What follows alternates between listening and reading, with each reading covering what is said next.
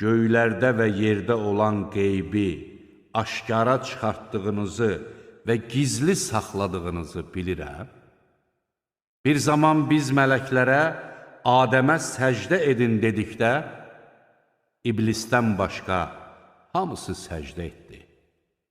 O imtina edib, təkəbbür göstərdi və kafir oldu.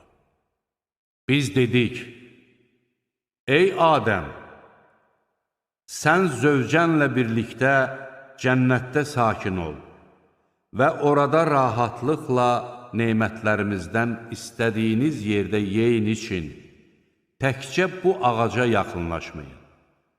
Yoxsa zalimlardan olarsınız. Şeytan isə o ağacla onları çaşdırıb, olduqları yerdən çıxartdı. Biz dedik,